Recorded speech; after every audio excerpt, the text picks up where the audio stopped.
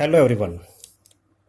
बेटा आज हम लेंगे क्लास 11th अकाउंटेंसी में चैप्टर नंबर 5 अकाउंटिंग इक्वेशन। इससे पहले हमने जितने भी 4 चैप्टर्स किए वो सब के सब थियोरेटिकल चैप्टर्स थे। वो थियोरेटिकल चैप्टर्स बेटा आपके बेस को स्ट्रॉन्ग बनाएंगे और इस तरीके से स्ट्रॉन्ग बनाएंगे ताकि आप प्रैक्टिकल करते समय किसी टाइप की कोई प्रॉब्लम फेस ना करें। इसलिए उन थियोरेटिकल चैप्टर्स को बहुत अच्छे ढंग से करें ताकि आपका बेस स्ट्रॉन्ग हो। तो आइए बेटा आज हम ले रहे हैं एक प्रैक्टिकल चैप्टर अकाउंटिंग इक्वेशन। सबसे पहले हम बात करेंगे अकाउंटिंग इक्वेशन के मीनिंग की। बहुत बारी एग्जाम में 1 मार्क का इसके ऊपर क्वेश्चन सेट होता है। What is meant by accounting equation? An accounting equation is a mathematical expression which shows that assets and liabilities of a firm are equal। जो ये शो करता है कि फर्म की जो टोटल एसेट्स हैं वो फर्म की total liabilities means total claim के बराबर होती हैं। बेटा जो हमारी अकाउंटिंग इक्वेशन है that is totally based on dual aspect principal.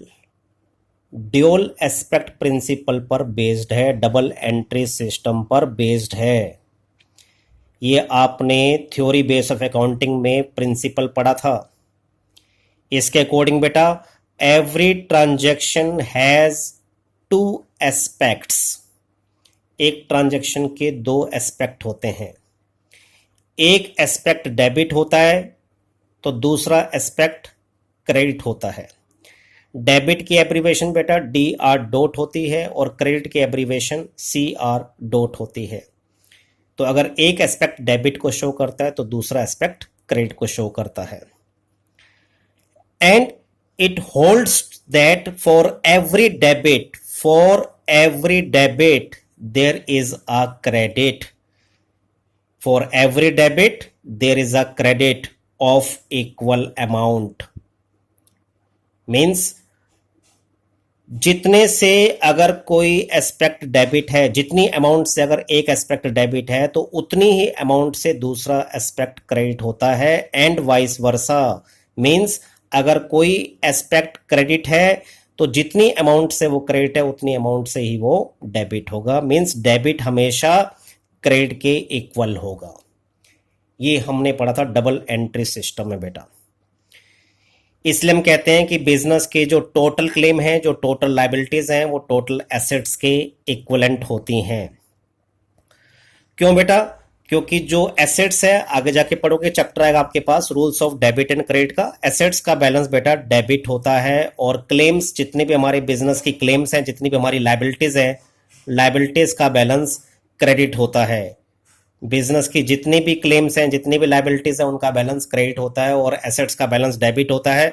तो एसेट्स हमेशा लायबिलिटीज के बराबर होती हैं। इट मीन्स डेबिट हमेशा क्रेडिट के इक्वलेंट होता है। जो टोटल क्लेम है यानी जो टोटल लायबिलिटीज हैं वो बिजनेस की बेटा 2 पार्ट्स में डिवाइड होती हैं।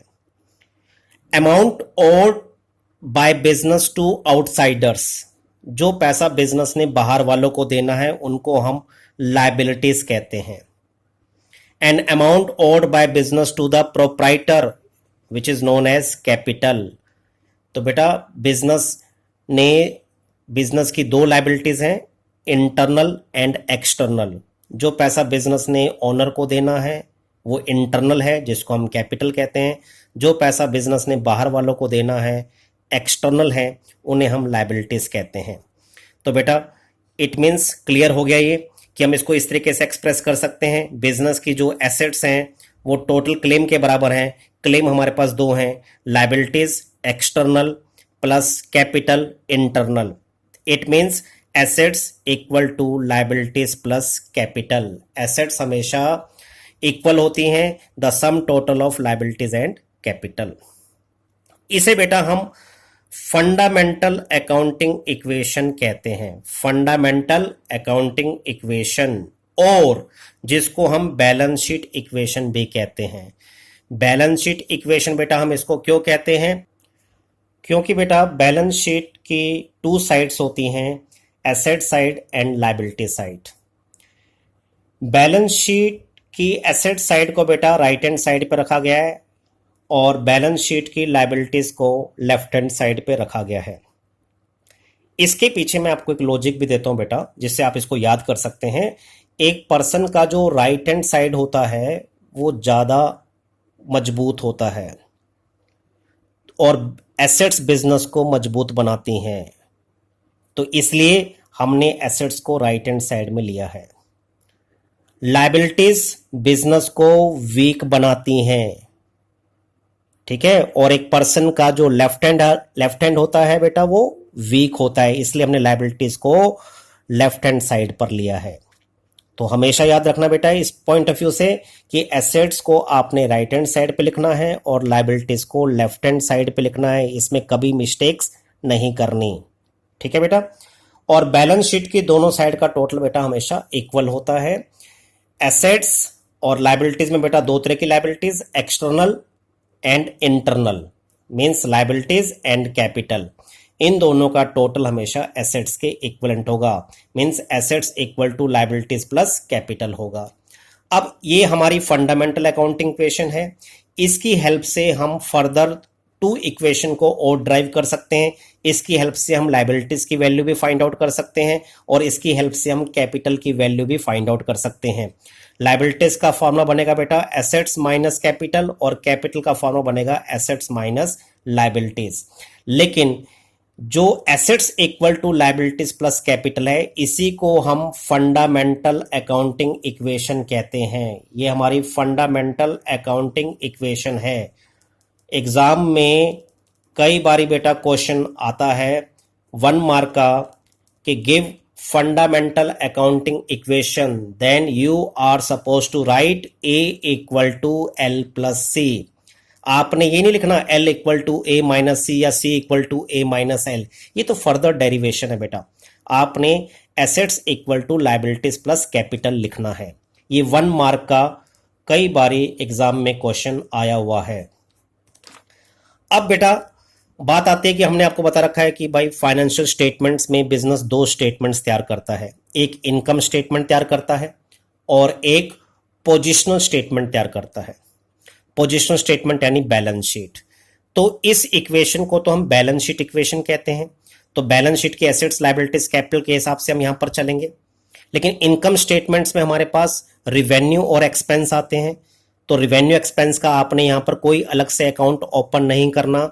रिवेन्यू और एक्सपेंस का इफेक्ट कैपिटल के ऊपर पड़ता है।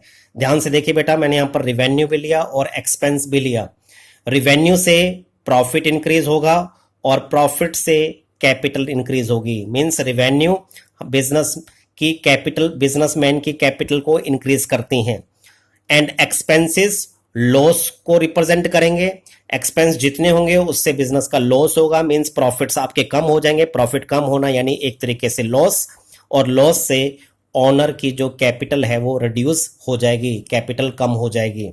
ठीक है बेटा, तो जब भी आपको एक्सपेंसेस और रिवेन्यूज दे रखे हो तो उसका इफेक्ट कैपिटल के ऊपर पड़ेगा। एक्सपेंस और रिवेन्यू का आपने अलग से कोई अकाउंट ओपन नहीं करना, क्योंकि ये इनकम स्टेटमेंट इक्वेशन नहीं है, ये बैलेंस शीट इक्वेशन है। सिर्फ आपने एसेट्स, लायबिलिटीज और कैपिटल पर ही इफेक्ट शो करना है। अब बेटा कि जैसे मैंने बताया कि assets are always equal to liabilities plus capital, ये हमारी फंडामेंटल अकाउंटिंग इक्वेशन है। ये फंडामेंटल अकाउंटिंग इक्वेशन जैसे जैसे बिजनेस ट्रांजैक्शंस आती चली जाती हैं डेट वाइज, वैसे वैसे बिजनेस की फाइनेंशियल पोजीशन में चेंज आ जाता है। फाइनेंशियल पोजीशन में change means change in the value of asset and change in the value of liabilities and change in the value of capital. तो बिजनेस ट्रांजैक्शंस के बारे में आपने बेसिक अकाउंटिंग टर्म्स में बेटा पढ़ा था कि these are the financial transactions or economic events which brings a change in the financial position of an enterprise. Every financial transactions has at least two accounts. एक ट्रांजैक्शन के कम से कम बेटा at least means कम से कम 2 अकाउंट होते हैं। एक transaction का कभी भी सिंगल इफेक्ट नहीं होता। जो बिजनेस जिस बिजनेस के हम अकाउंट्स मेंटेन करने की बात कर रहे हैं बेटा, वो है legal business, not illegal business. Legal business में बेटा एक ट्रांजैक्शन के हमेशा ही कम से कम 2 अकाउंट होंगे। 2 से ज्यादा हो सकते हैं, 2 हो सकते हैं, 2 से ज्यादा हो सकते हैं, लेकिन कभी भी सिंगल अकाउंट नहीं होगा। मींस ऐसी कोई ट्रांजैक्शन नहीं होगी जो सिर्फ एसेट को इंक्रीज कर रही है, जो सिर्फ एसेट को इंक्रीज कर रही है, या फिर सिर्फ एसेट को डिक्रीज कर रही है। ऐसी कोई ट्रांजैक्शन नहीं होगी जो सिर्फ लायबिलिटी को इंक्रीज कर रही हो या फिर सिर्फ लायबिलिटी को डिक्रीज कर रही हो। ऐसी कोई ट्रांजैक्शन नहीं होगी जो सिर्फ कैपिटल को इंक्रीज कर रही हो, सिर्फ कैपिटल को इंक्रीज, और ना ही ऐसी कोई ट्रांजैक्शन होगी जो सिर्फ कैपिटल को डिक्रीज कर रही हो। इसलिए बेटा एक ट्रांजैक्शन के कम से कम कितने होंगे? 2 इफेक्ट होंगे। 2 से ज्यादा हो सकते हैं लेकिन 2 से कम नहीं हो सकते। तो बेटा इस पर बेस्ड कुछ हमने ट्रांजैक्शंस का इफेक्ट शो करना है कि अकाउंटिंग इक्वेशन पे कहां कहां उसका इफेक्ट पड़ेगा। तो पहले हमने लिया ट्रांजैक्शंस इफेक्टिंग 2 अकाउंट्स, ऐसी ट्रांजैक्शन जो सिर्फ 2 अकाउंट्स को इफेक्ट करती हैं, क्योंकि मैंने कहा कि ट्रांजैक्शंस या तो 2 अकाउंट्स को इफेक्ट करेंगी या 2 से ज्यादा को करेंगी। 2 से कम यानी सिंगल ट्रांजैक्शन को इफेक्ट कभी भी वो नहीं कर सकती। तो ट्रांजैक्शंस इफेक्टिंग 2 अकाउंट्स, इसका पहला पार्ट मैंने क्या लिया? Transactions affecting 2 accounts of opposite side. Means वो या तो बेटा वो एसेट साइड को, एक तो एसेट साइड को इंक्रीज करेंगे और दूसरा इफेक्ट उसका लायबिलिटी साइड पे पड़ेगा। मींस एक इफेक्ट एसेट पे पड़ेगा, एक इफेक्ट लायबिलिटी पे पड़ेगा, या फिर एक इफेक्ट एसेट पे पड़ेगा, एक इफेक्ट कैपिटल पे पड़ेगा। अपोजिट साइड मतलब एक इफेक्ट यहां पर और एक इफेक्ट यहां पर। समझ गए बेटा? एक ही जगह इफेक्ट नहीं पड़ेगा, एक इफेक्ट यहां, एक इफेक्ट यहां।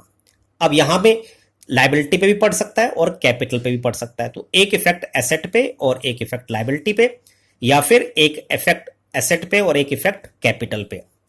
तो हमने जो यहां पे डिस्कस करना है बेटा, मैंने यहां पर लिया है transactions affecting 2 accounts of opposite side. देखिए मैंने क्या क्या इसमें लिए, मैंने 4 कंडीशन बना दी बेटा इसमें। ऐसी ट्रांजैक्शंस जो एसेट को इंक्रीज करे एंड कैपिटल को इंक्रीज करे। मींस एसेट को भी इंक्रीज कर रही है और कैपिटल को, लायबिलिटी को भी इंक्रीज कर रही है। ऐसी ट्रांजैक्शन नंबर 1 मैंने लिया, ऐसी ट्रांजैक्शन जो एसेट को इंक्रीज करे और लायबिलिटी को इंक्रीज करे। दूसरी ट्रांजैक्शंस, दूसरे टाइप की ट्रांजैक्शंस जो लायबिलिटी को डिक्रीज करे और एसेट को डिक्रीज करे। थर्ड सिचुएशन मैंने यहां पर ली, एसेट को इंक्रीज करे, कैपिटल को इंक्रीज करे, कैपिटल को डिक्रीज करे और एसेट को डिक्रीज करे। ये मैंने बेटा 4 सिचुएशन यहां पर ली हैं। आप ध्यान से देख लो बेटा, हमारी अकाउंटिंग इक्वेशन है A = L + C। तो मैंने क्या लिया कि अपोजिट साइड पर 2 इफेक्ट पड़े। अपोजिट साइड पे जो 2 इफेक्ट पड़ रहे हैं अपोजिट साइड पे पड़े। मींस एसेट इंक्रीज हो, लायबिलिटी इंक्रीज हो, या फिर दूसरा लायबिलिटी डिक्रीज हो तो एसेट भी डिक्रीज हो। फिर मैंने लिया एसेट इंक्रीज हो, कैपिटल भी इंक्रीज हो, और चौथा लास्ट लिया मैंने कैपिटल डिक्रीज हो तो एसेट भी डिक्रीज हो। तो ये 4 बेटा इसमें सिचुएशन मैंने ली हैं। अब इन 4 सिचुएशन जो मैंने ली, इन पर कौन कौन सी ट्रांजैक्शंस हमारी बन सकती हैं, आइए उस पर डिस्कस करते हैं। ध्यान से देखिए बेटा, फर्स्ट सिचुएशन हमारे पास है कि हमने ऐसी ट्रांजैक्शन लेनी है जो हमारी एसेट को भी इंक्रीज कर दे और लायबिलिटीज को भी इंक्रीज कर दे। एरो अपवर्ड है तो मींस इंक्रीज कर दे। मैंने पहला एग्जांपल लिया बेटा इसमें, goods purchased on credit. Credit पे गुड्स परचेज किया। गुड्स बेटा स्टॉक को रिप्रेजेंट करता है, स्टॉक हमारी एसेट है, और क्रेडिट पे परचेज करने से हमारे क्रेडिटर्स बनते हैं और क्रेडिटर्स हमारी लायबिलिटी है। तो गुड्स क्रेडिट पे परचेज करने से बेटा स्टॉक भी इंक्रीज हो जाएगा और क्रेडिटर्स भी इंक्रीज हो जाएंगे। मींस एसेट भी इंक्रीज हो जाएगी और लायबिलिटी भी इंक्रीज हो जाएगी। दूसरा एग्जांपल मैंने यहां पर लिया, loan taken from bank. Bank से आपने लोन लिया। बैंक से लोन लेने पर बेटा आपका बैंक बैलेंस इंक्रीज हो जाएगा। बैंक बैलेंस आपकी एसेट है और बैंक लोन जो आपने लिया वो फ्यूचर में आपको चुकाना है, वो आपकी लायबिलिटी है। तो बैंक लोन लायबिलिटी है और बैंक बैलेंस आपकी एसेट है। तो आपकी एसेट भी इंक्रीज हो रही है और आपकी लायबिलिटी भी इंक्रीज हो रही है। तो फर्स्ट सिचुएशन हमने ली बेटा, ऐसी ट्रांजैक्शन बताओ जिससे हमारी एसेट भी इंक्रीज हो और लायबिलिटीज भी इंक्रीज हो। दूसरी सिचुएशन हमने ली कि ऐसी ट्रांजैक्शंस हमने बतानी है जिससे हमारी लायबिलिटीज डिक्रीज हो और एसेट्स भी डिक्रीज हो। तो बेटा मैंने एग्जांपल लिया, पेड टू क्रेडिटर्स, आपने क्रेडिटर्स को पेमेंट कर दी। क्रेडिटर्स क्या थे बेटा? आपकी लायबिलिटी थी। पेमेंट करने से बिजनेस के पास से क्या जा रहा है? कैश जा रहा है। कैश बिजनेस की एसेट है, तो क्रेडिटर्स को पे करने से क्रेडिटर्स यानी लायबिलिटी भी आपकी कम हो जाएगी और बिजनेस से कैश यानी एसेट भी कम हो जाएगा, यानी एसेट भी कम हो रही है और लायबिलिटीज भी कम हो रही है। तीसरी सिचुएशन हमने ली बेटा कि ऐसी ट्रांजैक्शन बताओ जिससे एसेट भी इंक्रीज हो और ओनर्स की कैपिटल भी इंक्रीज हो। तो यहां पर हमने एग्जांपल लिया बेटा, business started with cash, business आपने कैश लगा के स्टार्ट किया, तो होगा क्या बेटा? इससे बिजनेस में कैश इंक्रीज हो जाएगा और उससे हमारे बिजनेस की जो लायबिलिटी है towards the owner means capital, वो भी आपकी इंक्रीज हो जाएगी। तो कैश भी इंक्रीज हो जाएगा और कैपिटल भी इंक्रीज हो जाएगी, मींस एसेट भी इंक्रीज हो जाएगी और कैपिटल भी इंक्रीज हो जाएगी। फोर्थ सिचुएशन में ली कि ऐसी ट्रांजैक्शन बताओ जिससे ओनर्स की कैपिटल रिड्यूस हो जाए और एसेट्स भी रिड्यूस हो जाए, मींस कैपिटल और एसेट्स दोनों कम हो जाएं। हमने एग्जांपल लिया बेटा इसमें, cash withdrawn bye proprietor for private use और पर्सनल यूज। कैश विथड्रॉन कर लिया प्रोप्राइटर ने, तो जिसे हम क्या कहते हैं? ड्राइंग्स ऑनर की कैपिटल को रिड्यूस कर देती है, तो बेटा एक इफेक्ट तो इसका कैपिटल पे पड़ेगा और कैश विथड्रॉन करने से बिजनेस में कैश कम हो रहा है, कैश आपकी एसेट है, एसेट भी कम हो रही है और कैपिटल भी कम हो रही है। तो ये सारी सिचुएशंस हमने ली कि एटलीस्ट दो अकाउंट्स अपोजिट साइड के लिए बेटा, एक एसेट साइड के और एक लायबिलिटी साइड के। सेकंड बेटा हमने सिचुएशन यहां पर ली कि transactions affecting two accounts of same side.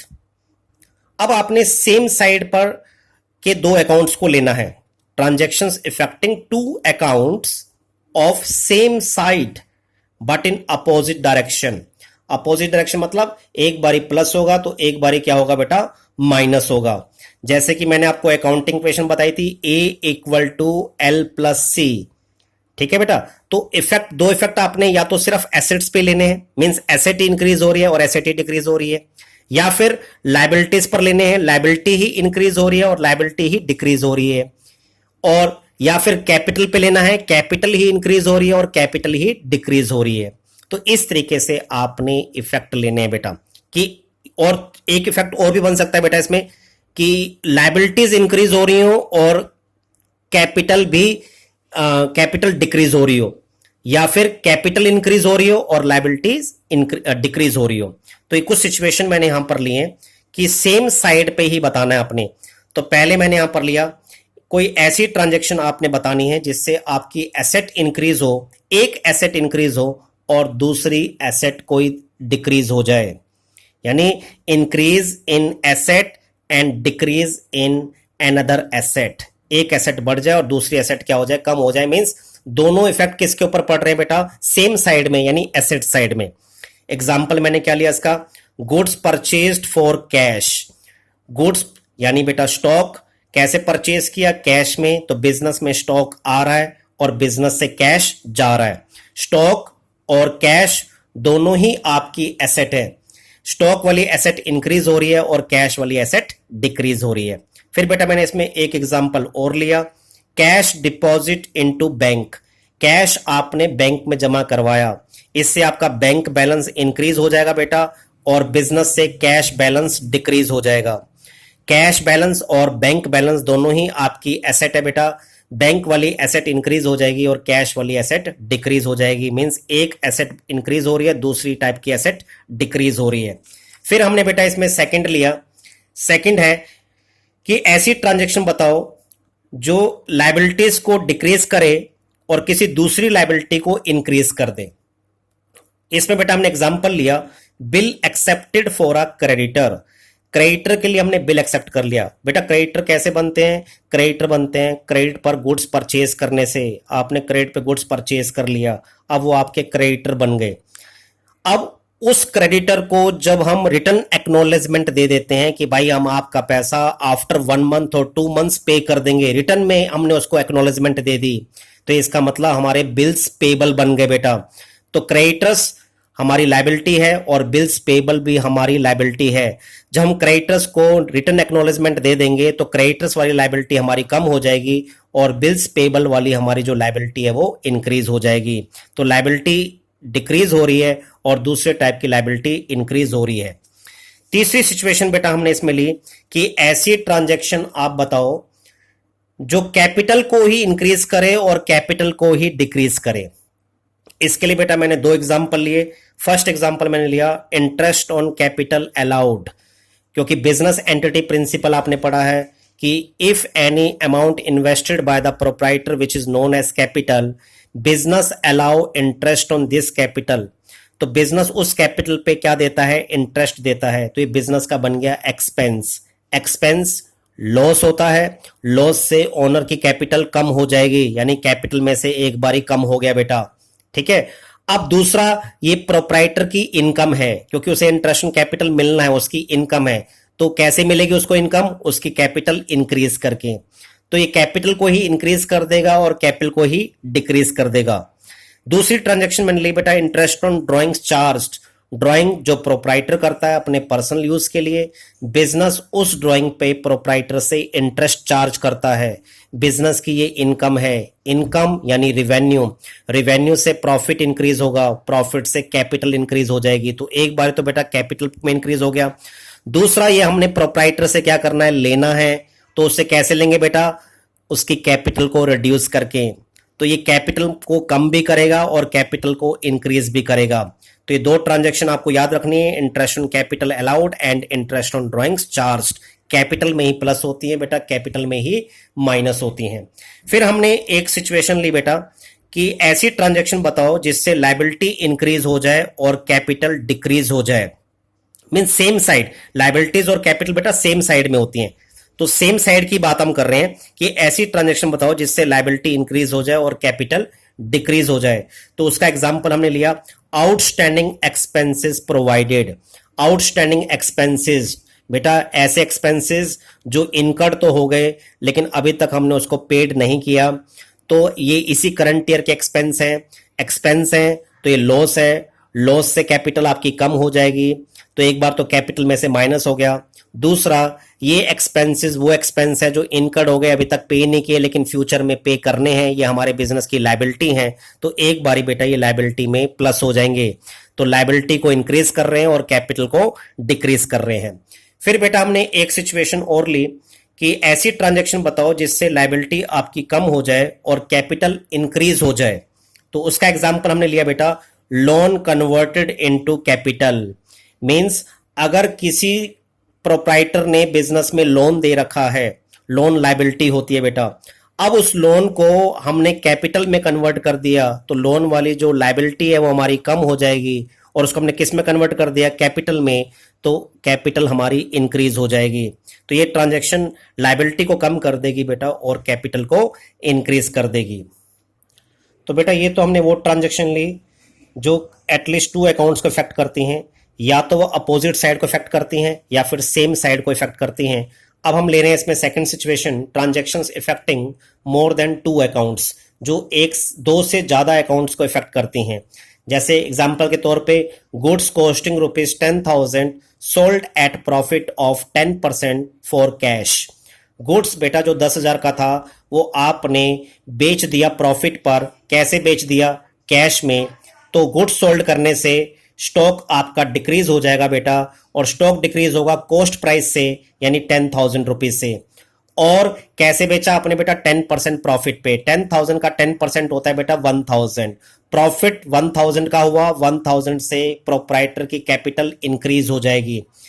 10,000 का प्रॉफिट 10,000 का गुड्स आपने 1,000 प्रॉफिट पर आपने बेचा। मींस कैसे बेचा? कैश में। तो इसका मतलब 10,000 का गुड्स आपने 1,000 प्रॉफिट पर बेचा, मींस 11,000 पर बेचा। तो 11,000 कैश बिजनेस में आ रहा है बेटा, तो कैश वाली एसेट इंक्रीज हो जाएगी और स्टॉक 10,000 का हमारा कम हो जाएगा, स्टॉक वाली एसेट डिक्रीज हो जाएगी और प्रॉफिट से ओनर की कैपिटल इंक्रीज हो जाएगी। तो दो से ज्यादा अकाउंट्स को बेटा ये इफेक्ट कर रहा है। सेकेंड ट्रांजेक्शन में business started by investing rupees 5 lakh, 5 lakh रुपए बिजनेस में इन्वेस्ट करके हमने उसे स्टार्ट किया, आउट ऑफ विच, जिसमें से बेटा 2 lakh was taken from bank as loan, जिसमें से 2 लाख जो है बैंक से लोन लेकर लगाया गया है। इसका मतलब 5 लाख रुपए बिजनेस में कैश आ रहा है बेटा, 5 लाख का कैश यानी एसेट हमारी 5 लाख की इंक्रीज हो जाएगी। उसमें से बिजनेस ने 2 लाख तो बैंक को पे करना है क्योंकि ये 2 लाख हमारी एक्सटर्नल लाइबिलिटी है, तो 2 लाख रुपीज बेटा लोन यानी लाइबिलिटी को इंक्रीज कर देगा। रेस्ट रुपीज 3 लाख जो बिजनेस ने प्रोप्राइटर को पे करना है, लाइबिलिटी टुवर्ड्स द ओनर जिसको हम कैपिटल कहते हैं, तो 3 लाख से हमारे बिजनेस में कैपिटल इंक्रीज हो जाएगी। तो कैपिटल 3 लाख से इंक्रीज हो जाएगी, लोन बेटा 2 लाख रुपए से इंक्रीज हो जाएगा और कैश 5 लाख रुपए से इंक्रीज हो जाएगा। आप देख सकते हैं इसमें 2 अकाउंट से ज्यादा अकाउंट्स को ये इफेक्ट कर रहा है। तो ट्रांजेक्शन हम वो ले रहे हैं जो 2 से ज्यादा अकाउंट्स को इफेक्ट करती हैं बेटा।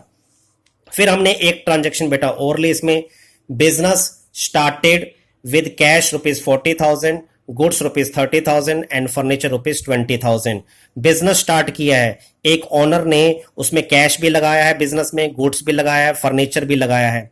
तो कैश वाली एसेट 40,000 से इंक्रीज हो जाएगी, स्टॉक गुड्स यानी स्टॉक वाली एसेट 30,000 से इंक्रीज हो जाएगी, फर्नीचर वाली एसेट जो है 20,000 से इंक्रीज हो जाएगी, यानी बिजनेस में कैश भी आ रहा है, स्टॉक भी आ रहा है, फर्नीचर भी आ रहा है, ये तीनों एसेट इंक्रीज हो जाएंगी और ये तीनों amount in cash and in kinds in the form of assets proprietor ने बिजनेस में लगाया, तो प्रोप्राइटर की टोटल कैपिटल इंक्रीज हो जाएगी 90,000 रुपीज से।